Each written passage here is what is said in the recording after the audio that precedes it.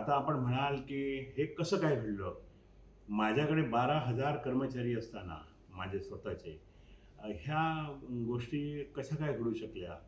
तर हे तर मागच्या 1 आठवडाभर चाललेलंच आहे. प्रचंड पैशाचा ओघ आला आणि त्याच्यासमोर आम्ही टिकू शकलो नाही.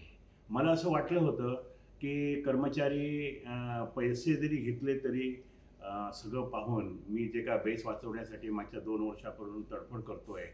कर्मचाऱ्यांना घेऊन, प्रवासी संघटनांना घेऊन, लोकांकडे जाऊन, विधानसभेमध्ये, विधान परिषदेमध्ये लोकांना सर्वांना निवेदनं देऊन, फाईल देऊन, मुख्यमंत्र्यांना पत्र लिहून जे काही मी बेस वाचवण्यासाठी करतोय, त्याच्यामुळे माझ्याबरोबर कर्मचारी राहील आणि मतदान करेल असं मला वाटलं होतं. पण देशाचा ट्रेंडच बदलला आहे. त्याला काय करता येणे शक्य नाही.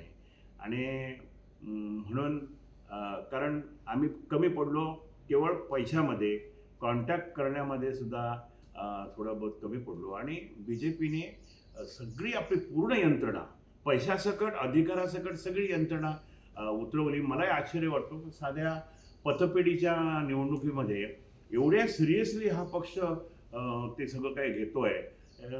त्याच्याबद्दल त्यांचं स्वागतही केलं पाहिजे, त्यांचं कौतुकही केलं पाहिजे.